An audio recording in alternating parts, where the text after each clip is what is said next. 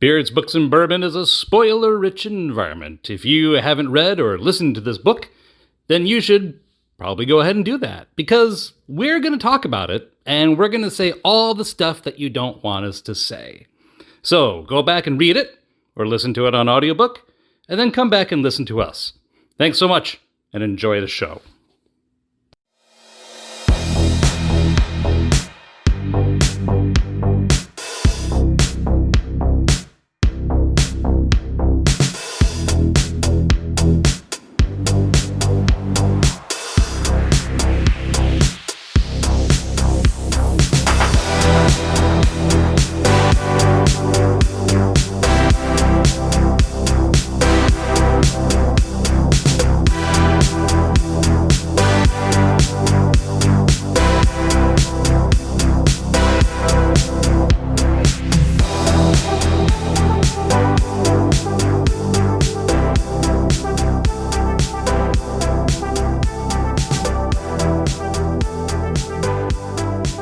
Good evening, everybody, and welcome back to Beards, Books, and Bourbon. I'm Steven. And I'm Mark. And we are glad to be with you once again in our garage studio. We are. It is a warmer evening this evening as we're recording. And warm. In fact, we are recording on what typically is not a night we record on, because we do have to go back and re-record this episode. Because of some technical difficulties we've had some technical difficulties that we discovered way too late. Right. So basically, it's like 5 episodes that we have to re-record, and that was kind of unfortunate. But you know, it happens. I mean, that's kind of the first time that has really happened in the 6 years that we've been doing this. Yeah, so that's true. It's not too bad. No, we think we discovered it, and hopefully this recording will go through. And be okay. But we are back this evening, and so consequently, we are moving into some of the warmer days of the year. We're recording the last time April. we recorded this, we were freezing. Was really cold out. Yes, it was like 6 degrees, something like that. We had a heater. We had a heater going. Currently it's 72 degrees. Right at night, and it's a school night. And we have a little bit of an event at school, so it's not really too bad, and I'm able to stay up a little bit this evening. So. It's senior ditch day. Right. Yeah. If only there was a teacher ditch day, right? That would right. be good. There should be one. They should be that a would senior, be good. A teacher ditch day. Although right. I'm sure that there are some critics out there who would say, "Well, the whole summer is teacher ditch day you're probably for right. you." You're probably right. You're well, Mark. Not like the rest of us blue collars who gotta work all the time. I don't know why I said blue collar. I'm a white collar and I gotta work all the time. It doesn't matter. Whatever. True. If you have a collar, you don't have a collar. If you sit at in front of your laptop nude and you're working, you're still working all day long, right? Right. Well, not like those teachers. Well, there they you can go. They can be nude without working all day long. That's true. That's true. But Mark just took us down a road that we didn't need to go down. You're welcome. You're welcome. We're re-recording. Good night, everybody. Good night, everybody. Glad we could be here. And here we are. So we are going back tonight into the world of a really interesting book that we back for us. First time for you. First time for you. Back for us. The name of the book is "There Is No Antimemetics Division" by Quantum, spelled QNTM. Right. That is the author's name, lowercase QNTM. Well, that's his pen name. That's his pen name. You can actually look him up on the internet. It's not like his real name is hidden or anything. Right. You can find it. Right, exactly. And our bourbon this evening. Yes. Tonight's bourbon is Redwood Empire Devil's Tower High Rye Bourbon. Let's see. It is 4% malt, 38% rye, 54% corn, 4% wheat. It is 99 proof. It is toasted and char number 3, and it's a straight bourbon whiskey. And there's a lot on the back of the label, so we'll talk more about that. We are a big fan of later of the Redwood Empire. We are. Of the Redwood Empire label. In fact, I don't know if one of our episodes have come out yet. Have we done the Rocket Top yet on an episode? I don't think so. We recorded it, but I don't think it's come out yet. No. Maybe not. And that's another good one. And this is at least our third one from Redwood Empire. I Oh believe, yeah, absolutely. over the years. We've So, done their we their did straight- is it Pipe Dream or something like I that? want to say so. Yeah, we also did Emerald Giant. We did Yeah. Rocket Top. Yeah, We did Devil's Tower. that's right. That's right. We do So all we've the got- things. We've got all that stuff. Do all So, the stuff. Welcome back again, and we're just looking forward to doing this book. It's a crazy one. All right, so this was as we remember it, and mind you, we are again for us it's the second time recording. Indeed. So we kind of have to go back and remember some of the stuff. We're consulting our notes a little bit, but this was a. So let's just set the style of the book because it was unique insofar as we have a book here where a large portion of it throughout the book is redacted. Well, so when it's on audiobook, It's great. It fuzzes out. Right. Which is exactly what happened to our last episode that we tried to make. Which would actually have been perfectly timed. I am this episode. seriously considering dubbing some of that into this episode You as should. long as it Yeah. records correctly. Yeah, if this one, yeah, because throughout the now, I do not have a physical copy of, so I'm not sure how that looks in print. Right. I'm wondering if it's blacked out, large black stripes going across as redacted. I would imagine so, right? Something of that, or maybe in But I wonder because it fuzzes in and out. I wonder if it starts to go gray and then it disappears. right, or could be it's- fading text. Right. I think It fading could text be- would be It awesome. also could be jumbled text.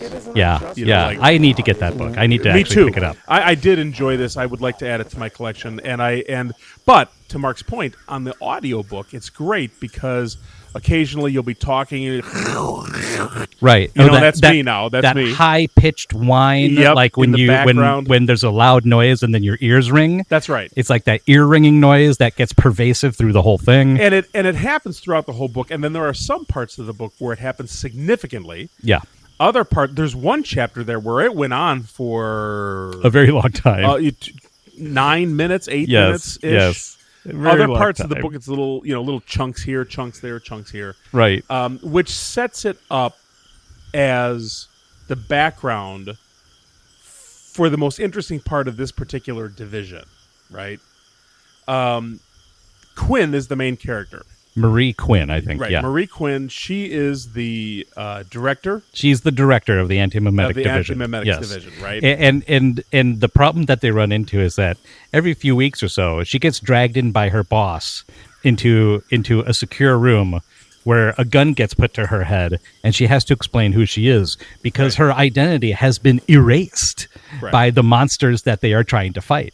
Correct. These creatures from beyond our world, they don't exist in our world. It's an incursion, it's an invasion, Right. and they feed on the memories and the reality of human beings. So the Antimemetics Division is charged with seeking out those creatures, Yes, cataloging them, cataloging them, determining how researching them, dangerous they right, are. How So- dangerous? Because some of them, remember, some of the memetics are like rogue toasters, or Yes. a Rogue toasters, or the a, best. a boisterous refrigerator. Yes, right. yes, And mind exactly. you, people are seeing these things happen. Right. They're visualizing them. They're hearing them. They're experiencing them Right, in whatever tangible way. exactly. And so some of them seem innocuous, like the toaster and the refrigerator, Yes. which is great. Like the refrigerator, yeah. I think Wasn't like there a doesn't refrigerator the refrigerator like and it was like boisterous or gregarious or something like that.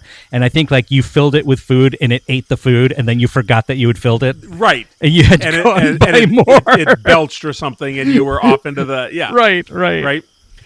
To the point also then where a creature has attached itself, excuse me, to Marie Quinn, Yes, and she has learned how in and of to itself, well, tame it. Maybe correct, but its function was to eat away, as you said earlier, her memories. yes, It feeds upon the memories of people. Which And- I wonder, now that I think about this, I wonder if there's a kind of a veiled reference to, I wonder, I'm curious. I always felt like there was a veiled reference to Alzheimer's. Yes, and I Yes. wonder if the author, I don't know that we touched on that in the episode that didn't record properly. Honestly, Stephen, I can't remember. No. Are you mimetic or anti-mimetic? I'm mimetic at the moment. Right. I might be anti-mimetic later.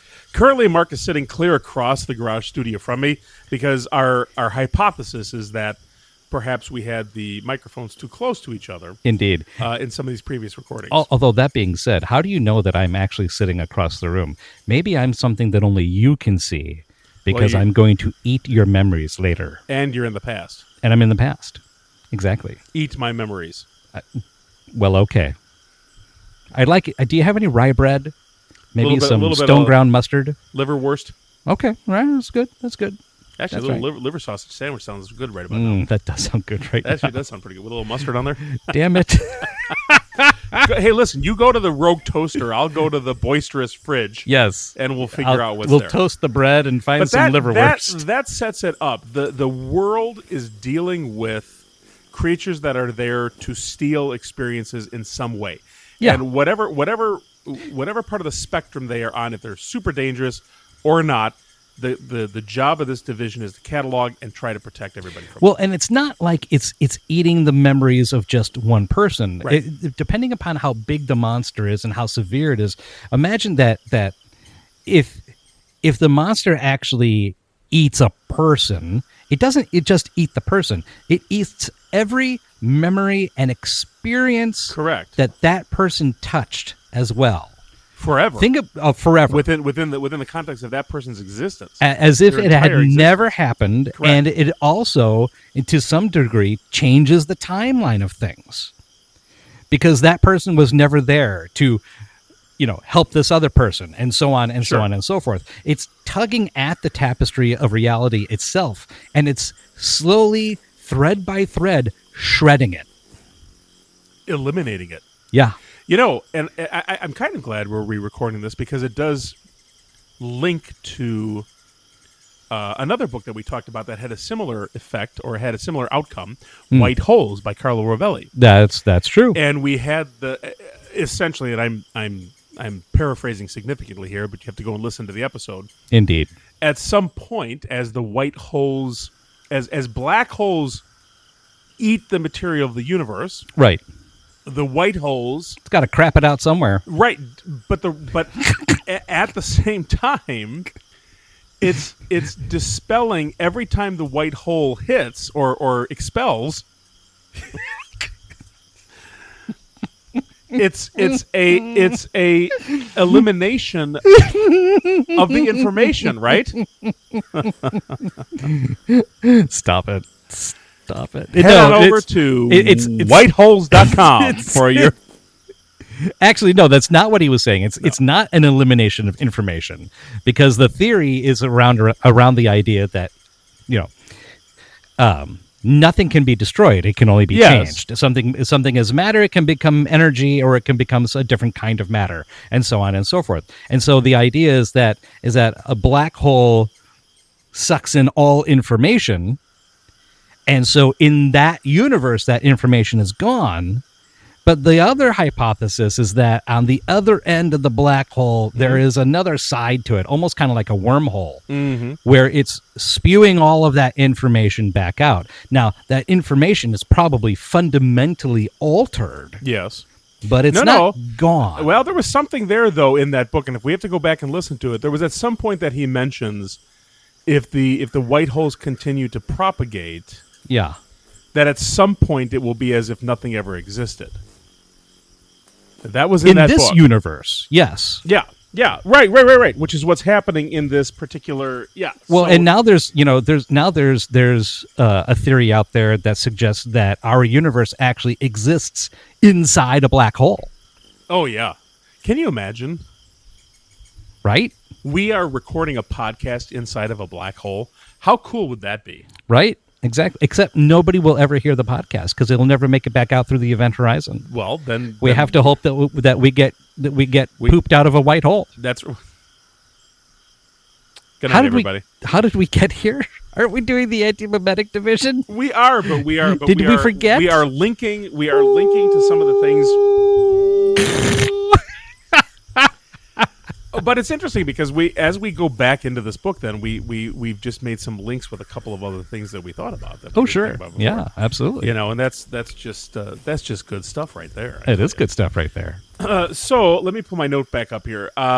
We have Marie Quinn as the main character, And that's the only name that I can remember, to be perfectly well, honest. and there's a couple of other ones. Levin is one of her colleagues, I believe. Yes. There's her husband. There's her husband who is mentioned a couple of times, but he's forgetting. There's even the in guy fact who that- kind of invented all the technology. He's not even sure that she's the wife, right? At some point, Well, he forgets her. Right. Yes, he forgets Right. right, her. And then he remembers her. right. And I don't remember exactly how he achieves that. Well, there's medicine involved. There's pills. Right. Yes. There's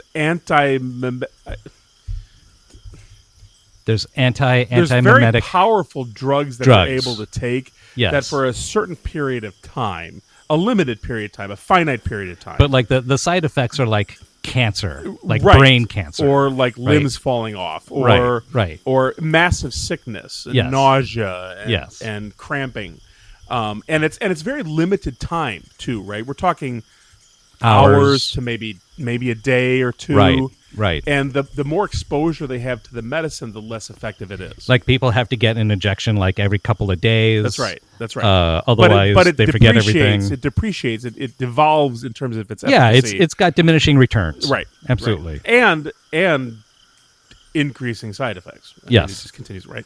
Right. So she is able to She. fend off some of the effects of these creatures. Right. Well, let's go back because you did mention that she tamed her creature. So there's a creature that has attached itself to her. Yes. That It's feeds on invisible. her- You can't see it. Correct. But- She's aware that it's there. And what she's realized is that it doesn't really care what memories, only that it lives on them. And so That's right. she picks memories that she decides aren't important. Correct. And she kind of She feeds it. psychically She feeds it. offers it to them. Right. Like, here's the memory of me taking a shower this morning. I don't need that. You can right. have it. You can have that. Right. And kind of feeds it Right. all the trivial stuff that Right. that aren't necessary. The morning poop that took out a pound of you Right. goes to the creature. White holes, huh? We're already back to white holes. We're back to them. Okay. Have you ever seen the Babadook? I have not seen the Babadook. So really good. I was told that I should not see the Babadook because I tend to not like horror movies that involve bad things happening to children. Yes.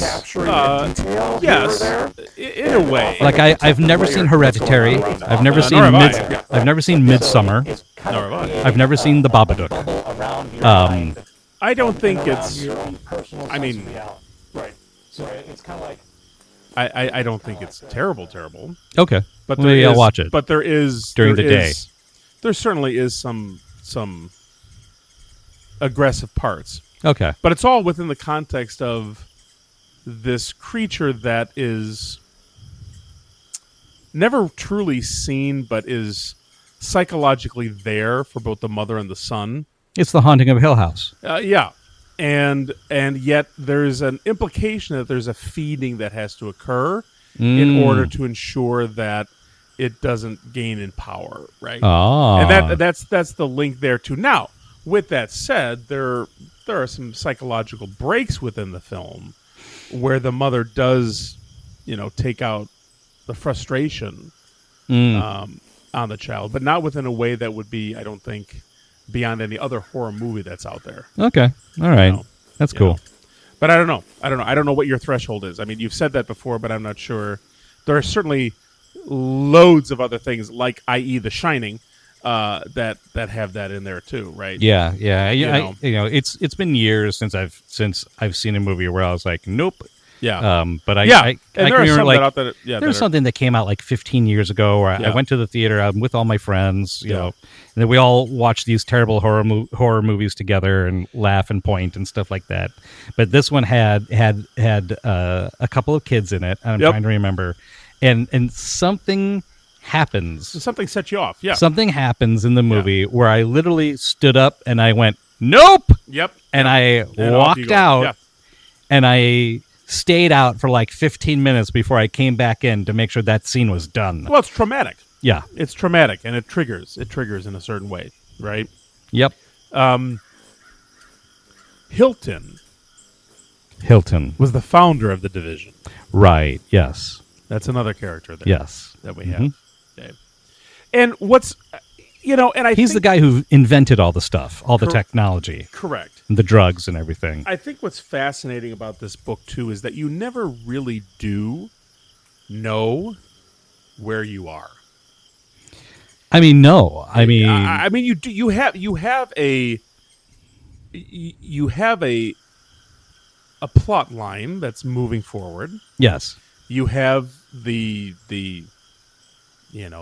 movement of the characters, the development of the characters, the increase of the story, the denouement, all that kind of stuff. But there's enough in there that is redacted as part of the story. Yep. And there's enough in there that just gives you that sense of doubt. Like, does she really know who she is? Do any of them really know who she is? I mean, there's a very powerful scene. Right. Remember, there's the guy in the cafeteria? Yeah. And he thinks he's a new recruit. Yes. He's not. Right. He's actually a special agent, but he is convinced at this point, because certain memories are gone, that he's a new recruit. Right. And part of the reason why is because one of the creatures that is very intelligent and nefarious, his whole shtick, and I only say he because it manifests as another agent of the division, like as a senior agent of the division. Yeah. He has this whole shtick where he walks up to his victim and essentially he's playing with his food, and he's like, "So, how is that sandwich, Bill? You know today's your last day, don't you? Right. Yes. Right. You should probably run now. Not that it will help, only because it will make things more amusing for me." And it's this long scene, and it is terrifying. And at the end, what we come to find out in that scene, spoiler alert, kids, is that he's a special agent, and he was going essentially, quote unquote, undercover to lure out the monster so that they could contain it again. Right. That's creepy. That's terrifying. And he really thinks that he's going to die, and he really thinks that he's completely helpless, and he's going through all this trauma, and then when it's all over, Marie Quinn is there, and she's like, "Here, take this shot. Yeah. You'll start to remember things soon." It's super ingenious. Yeah. It kind of reminds me. I might have said this in the old episode. It kind of reminds me of The Prisoner. Remember that show, the British sci-fi show, The Prisoner, where everybody has a number and nobody has a name. Nobody has a name. Yeah. And they live in this village, and it's all kind of surreal but dystopian. It's kind of like a cross between it's like an ambient nightmare every episode, right? And like by the end of the series, he spends the entire series trying to find out who number one is, because number one is apparently running the show. And the last episode of the series is like, "Well, you're number one. Didn't you? How do you not remember that? Right. You're the one who's been running this system the entire time, sir." Yep. It's like, oh, Patrick McGowan, right? Is that who the actor was? You're right. Patrick That was McGowan. a good show. Yes, this very much reminds me of this book. Very much reminds me of The Prisoner. Makes me want to go in back. that way. That people's their attitudes, their memories, their points of view, they keep changing. People get altered, and things around the village gets altered, and you're never quite sure exactly what's going on. It's just like every episode is like 36 different forms of gaslighting, right? And that's very much what this story is like, for me, as far as I can see it. It's gaslighting plus Cthulhu. Well, yeah, because there's something incredibly ethereal about this whole experience. Cthulhu lighting. But yeah, how do we need to introduce our bourbon now? No, we got 6 more minutes. Mm-hmm. Adam was. I'm just a little thirsty. Adam was her husband. Yes, Adam. I've right. got these right. names coming back. Is he a violinist? I think so. A celloist? Yeah, something a like musician. that. Yeah. It's a string instrument. I remember that much. Yeah. This is kind of funny that we're talking about it this way, how much we remember, because some of our memories are gone. This feels almost more appropriate than the original episode. Well, it does, and again, we're going back to our notes, and we didn't want to lose this because of the quality of the other recordings. Well, and So it's such a terrifying book. It's so good. I can't recommend it enough. The rolling effect doesn't have But I can't remember all of it either. Well, and you know, in some of our previous theme shows, which by the way, we haven't done a theme show in a while. No. In some of Our schedule's pretty full. Well, and in the theme shows that we've done before, we've talked about one of them that always resonates with me because we just didn't enjoy this very much is this idea of the unknown. Mm-hmm. In this book, it's not like the unknown is a static event, right? Right. Very This true. unknown keeps happening. Yeah. And they're trying. So the unknown keeps evolving, adapting, occurring. Well, taking small bites out of reality. Like and you reality is falling apart, and nobody really realizes it. It finally gets to the point where Adam, her husband, is the only one that's left, and there's this godlike figure, and that's the monster, Right. who has eaten so much of the world and gained so much power that now it is the world. It is reality. And people, all the people who are left, essentially, they're getting pulled in. They're getting changed by it. They're merging with it. And he's gaining more and more power through those memories and experiences. And Adam is left, and he spends most of this time in a complete daze of what's happening. He's lost so much of himself that he can't even he can't understand what's happening. And then some of it starts to come back. I think some of it through sheer will, right? You know, it's kind of like a power of love kind of moment thing. Yeah. But he starts the power of love. He starts to remember stuff, and Adam really is Marie kind of saw this all happening, and so she made her husband the linchpin. She made him like the emergency reset button. Yep. Right, and it's through him and the torture that he goes through that he's able to bring it all back to make it happen again. At least to a certain extent, but he's kind of. But it continues to evolve. I mean, it continues. The whole story is built around loss. Oh yeah. You know, and the unknown just keeps happening no matter how hard they fight against it. Yes.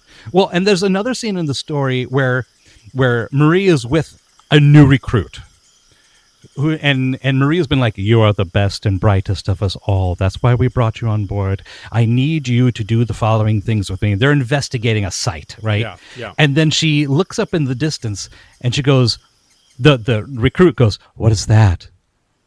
And then she goes, oh God, Marie, I think it's got me. I can't look away. It's coming closer. It's talking to me, Marie. It says it knows you. Tommy knockers. It right? says it knows you. It says that it's going to take everything from you. I can't. And the whole time, Quinn is like, you have to look away. You have to use your power of reason, your power of intellect. You have to remember who you are and use your willpower to step away from it. If you can break eye contact, then we can run and we can be safe.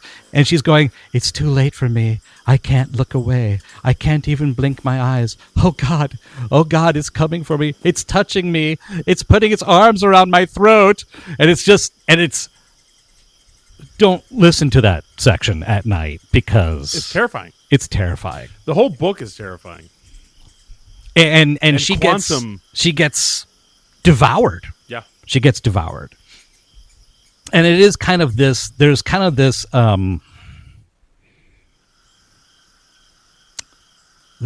dark tower thing going on between Marie and this one particular monster whose name I can't remember now. But it's like the gunslinger versus the man in black kind of thing, right?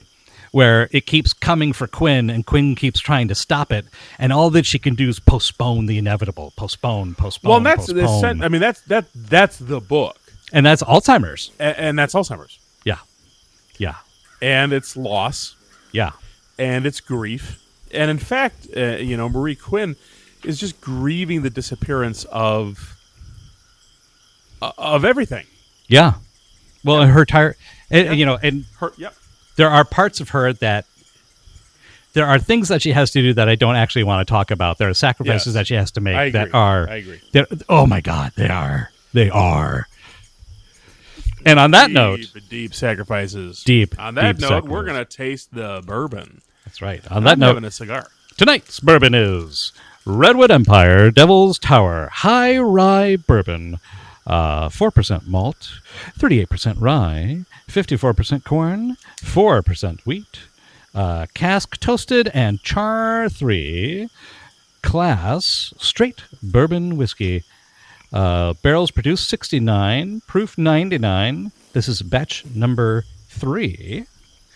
And on the back it says, Small Lot Series High Rye Bourbon Devil's Tower features a 4-grain mash bill. This limited grain-to-glass small lot release is composed of hand-selected barrels aged at least 5 years. This high rye straight bourbon whiskey is a testament to our passion, patience, and pioneering spirit. That's a lot of P's into a microphone.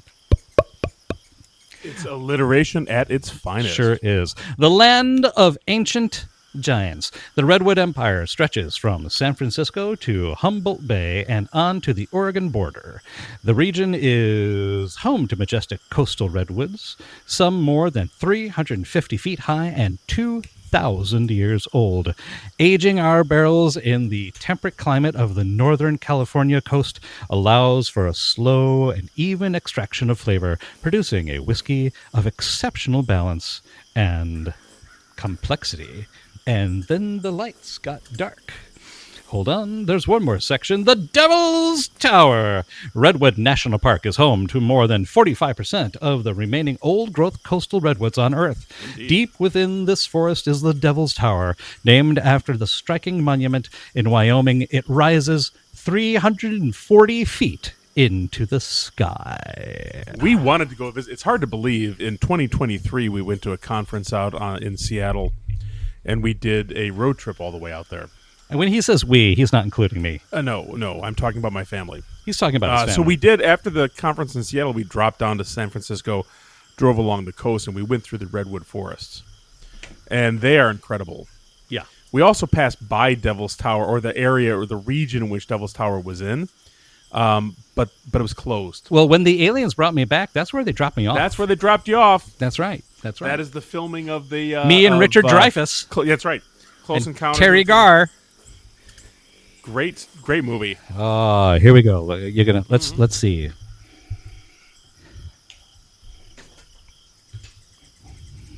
What do you get on the nose?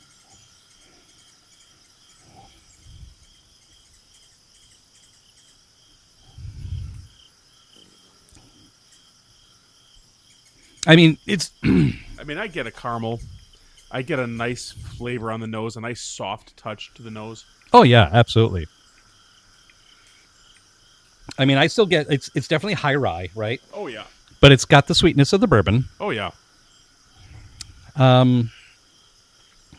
What is that? Is that like allspice? Chinese 5-spice? It's more like an allspice, but probably even a nutmeg. Yeah. I kind of get like pepper and nutmeg. Yep.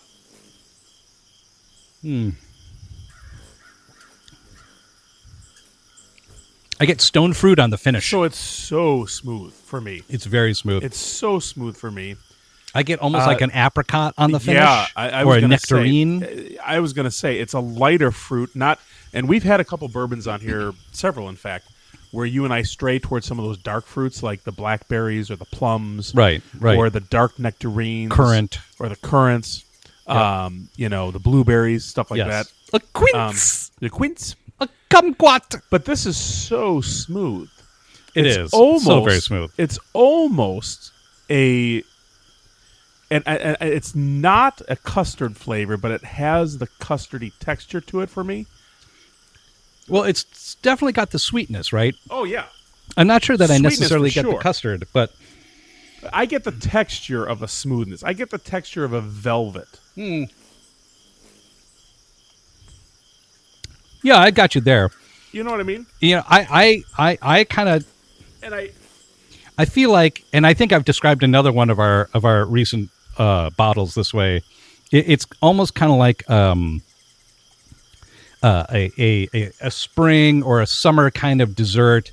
It's still I heavy get a and creme rich. brulee. I mean, I really get a creme brulee. Yes, I get a creme brulee. That's what I was. That's where I was going. I was going with creme brulee paired with a fruit, and it's got like like nutmeg and pepper mixed into it somehow. Yeah. Yeah.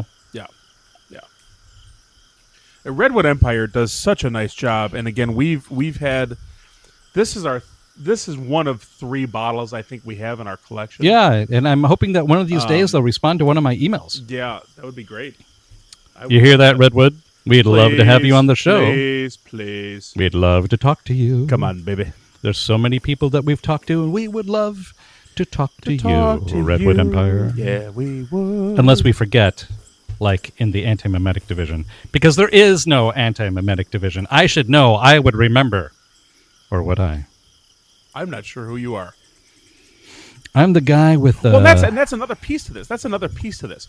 There is such a destruction of reality that if you and I were in this book and we were not remembering who you and I were... Right. We'd be out to get each other. I mean, all we'd need to know is that we're supposed to be doing the podcast. Right, but we would pull a gun out, shoot each other, whatever, right? Yeah, exactly. Because you're just not sure who you are or what you're doing there or why you're I'd beat you about the ears with a bottle of bad bourbon. Mm-hmm. I wouldn't waste the good stuff. No, you'd whack me on the top of the head. I just... That's it. Crack your skull with the cheap stuff. Goodbye, Stephen. Goodbye. Here's a $12 bottle. Say goodnight, Gracie. Death by $12 bottle. Good night, Gracie. Clunk. Your last words will be, wait, my name is Gracie? Clunk. I do like how bourbon does make it into a lot of the books that we read. In fact, one of the books that I'm reading right now, The Supernatural, is the second part. Yes. There's just a lot of bourbon in there. There's a lot of bourbon in there. There's a great deal of bourbon in there. Well, I mean, there's a great deal of drinking of the first book and the second book for the Supernaturals. Well, sure. Which we will be reviewing later on in the season. So stay tuned, children. Stay tuned. Great book. This is so good. I like this one. I like Redwood Empire. I like what they do. I like the way they flavor it. I like the way they distill it. It's very nice. So what would you do?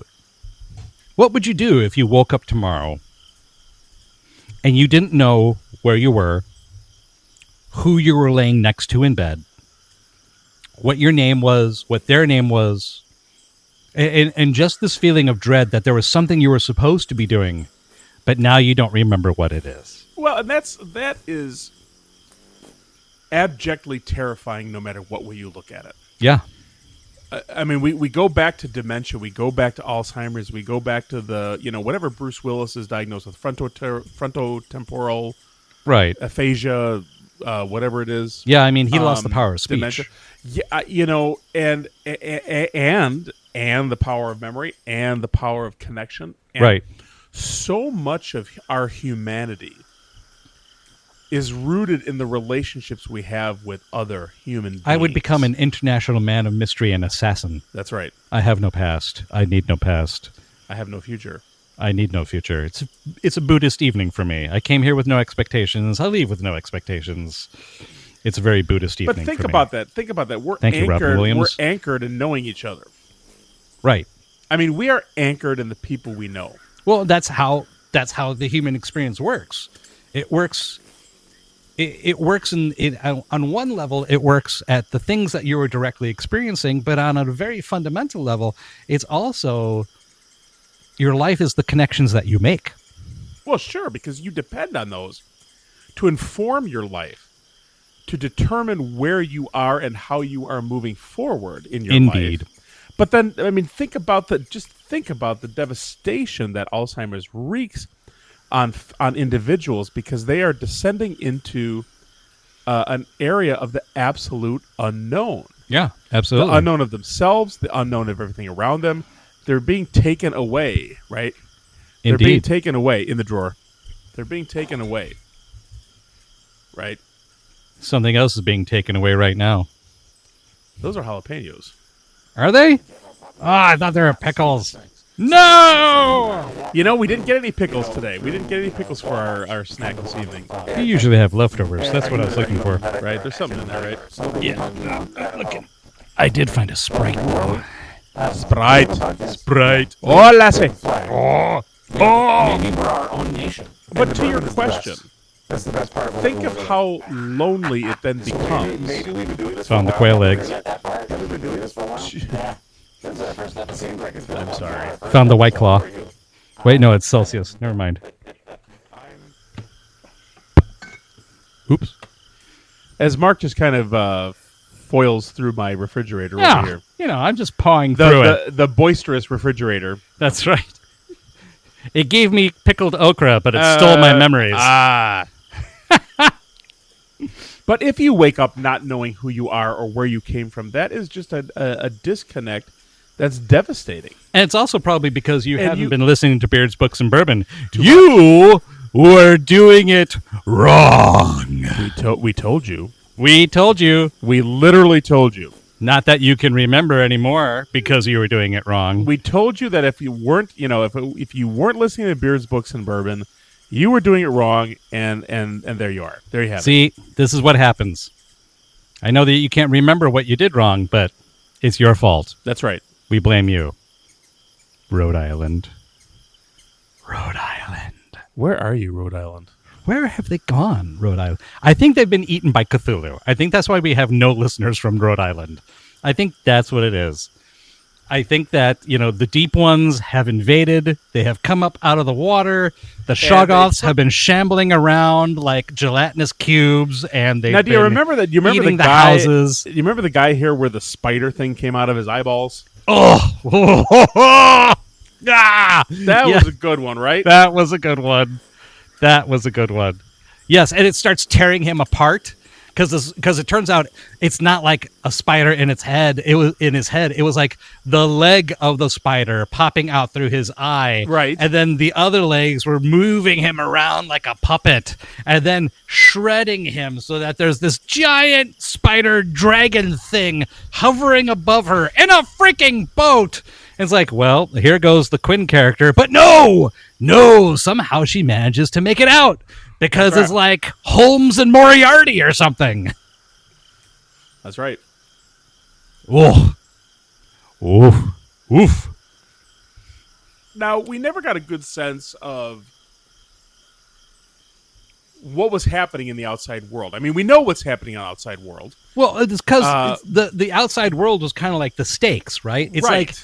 it's like we don't know what's happening with the chips on the table during Right. the poker game. And so they were, right. And so they're going back and forth and trying to figure this out. Yeah, Yeah. 42. All right. We're in good shape. Yeah, we're doing good. As our second recording of all this stuff. Especially right? since we can't remember anything because of the verbose refrigerator, the verbose. the grandiose refrigerator. Wait, why are you walking towards me? Stop it! Oh no, you go. Stop. Yeah, Steve. I'm gonna make Mark run down to the street. No! I want to stand outside too. You don't get All the right, whole fine. You can outside. stand outside. I'm going to stand right here. Damn it! Here we go. Now I'm going to get the wind noise in the microphone. I'll That was stand- one of the other things I did. I actually turned down the noise canceling Right. just in case that was an issue. maybe. I turned down the gain, turned down the noise canceling, spread the microphones apart. But this is not going to be sustainable if you're standing on the sidewalk and I'm in the garage while we're recording. I don't know. So- I can throw love letters at you on paper. Yeah. Turn them into like the little footballs or the paper shuriken things. I mean, we had cheaper microphones that was not causing this problem when we were first starting the podcast. Well, right? these are so good right. that they cause problems. Right. I think the problem is operator error. It's like you Well, we put just somebody gotta- behind the wheel of a muscle car who doesn't know what he's doing. What happens? No more muscle car. Right. That's what happens. Right. No more driver either. No more. And I think that's what happened here. Nothing, honey. I was the person who should not be driving the muscle car. So So maybe we'll move to final thoughts. I think so. Final thoughts on the book, and then we'll do the bourbon. Yeah, sounds good. All right, final thoughts, my friend. Well, what are your final thoughts? Do you have any thoughts? Or have you forgotten them? Who are you? Where am I? Why am I here? Why are we here? Gridlock. Gridlock. I feel like Admiral Stockdale. Do you remember Admiral Stockdale? I do. He was running as the running mate for Ross Perot. He did have the best where the Republican and the Democrat are barking at each other all through the vice presidential debate, and finally the moderator goes, "Admiral Stockdale, is there anything that you'd like to say?" And he laughs and he goes, "Who am I? Why am I here? I don't even know anymore." And he did. And he did. I thought that was great. Thoughts on the book? Read it. You must read this book. And if you can get the audiobook, I think that the special effects in the audiobook adds a special kind of touch to it. And I think that you should definitely check that out as well. But if you're not into audiobooks, then get the actual book, because I bet that whatever they do with the text, that must be amazing too. I would say so. And it took me a moment to get into the book, but once you are in, you are in. Oh yeah, absolutely. And it carries you away. It carries you away to a faraway place of what truly is sacred in the knowledge that you hold in your mind and your soul. And yourself. And yourself. And what happens when that is gone, or when it's under attack. Yeah. Or when it's taken away from you. Yeah. And like we've said, linking it to a really nefarious disease such as Alzheimer's is probably the closest thing that we can say to this, because you're losing pieces of you to a relentless attack. Yeah, absolutely. And Quantum does an excellent job of making us feel the loss that these characters are experiencing every day, even in the midst of the fight that they're trying to wage. I don't know, honestly, by the end of the book, I don't know who's a more tragic character. Oh, yeah. Quinn or Adam, right? Understood. Agreed. or any of them. Yes. Is the tragedy housed within the creatures themselves? Right. That they are so voraciously hungry for other memories that they must be lost themselves. I mean, there is a kind of sort of happy ending at the end. Yeah. But I mean, a little bit. It goes deep into the cosmic end of things for the ending. Right. But it's in a way that I thought it was ingenious. I really enjoyed it. I did too. Final thoughts on the bourbon for this evening? Oh, high rye bourbon. I always like high rye bourbon. Yeah. When you get that, it's because I mean, at that point, that's when it's really a recipe, right? I mean, yeah. You've got the sweetness of the bourbon, you've got the fruitiness and the spice of the rye, and then this one also has in some wheat and some malted barley as well. So I mean, it's got it all in there, and it's such a nice blend of flavors. I really enjoyed it. And I agree, and it's smooth. It's tasty. It's tasty. It's unctuous. It's unctuous. In the ways in which bourbon can be unctuous. You know what? Yeah, you want to pick up Redwood Empire for your collections. I mean, again, this is our third bottle. It's like a meal, a succulent Chinese meal. That guy just died, right? That's why I'm stuck on that. Oh yeah, he did. I saw that. Yeah. I saw that. Yeah. Was he? Don't you touch my! I can't say that because we're a clean show. Was he older? Or did he die tragically all of a sudden? No, he was older. Mm-hmm. I think that video was originally from like the late 80s, like 89, something like that. Yeah, so it was, yeah.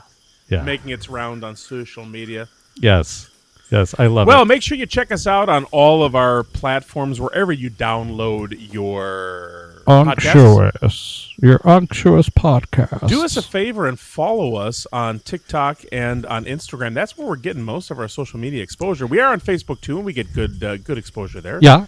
We are on X, but X I think is just kind of flopping all over the place. But we are on there too. Check us out all over the place. And you know what? Please leave us some stars. Leave us some comments. Help us continue to move up the podcast world. We would love some book recommendations. We would love some whiskey recommendations. Absolutely. If you got a bottle you want to send us, we'll celebrate you and have you on the show. Yeah. We also have a shop. Check out our links in our bios on all of our social media platforms. You can get in there. We've got some T-shirts, we've got some sweatshirts, some hoodies, and we have some really awesome Glencairn glasses that you can add to your collection. You'll also One find the with our links in the logo show on there. notes now. Yep. Links to the in the show notes. The Glencairn glasses are great. I think you get is it two I for believe. $15, Something like that, yeah. and you can choose between the standard logo and another logo that Mark created for for the glass, which is great. Help us out. That helps us continue to upgrade our equipment, make sure that we have interviews available, help us work through some of our product development and all that kind of stuff. Right. It pays for the bourbon. It definitely pays for the bourbon. I mean, that's... Yeah. Yeah. Although we do have some people giving us some bottles here. There's been some very generous people who have been super kind and have sent us some things. That's and right. That's right. And we have celebrated them on the show. Or if we haven't yet, we've recorded it, and hopefully I did it correctly. And you'll hear it because I didn't screw it up. That's right. That's right. Thank you once again for joining us here on Beards, Books, and Bourbon. We appreciate you listening to us. And I'm not sure what I say at the end. You don't? You forget? But either way, I guess... You're probably doing it wrong then, if you don't remember. So it must be if you're listening. I'd hope that they'd be listening. Otherwise, we're just talking into the long dark right now. But maybe you're not listening. Did you like that? The long dark? That was very nice. You're welcome. Who was that? That was I know who it was. I don't remember. In character. I don't even know who you are. No, I don't. What is this thing in front of my face? But let's just put Is it a this way. microphone? Let's just put it this way. If you're not listening, then you... If you're not listening to whatever it is, then you're probably doing it wrong. So, good morning, everybody. Mazel tov.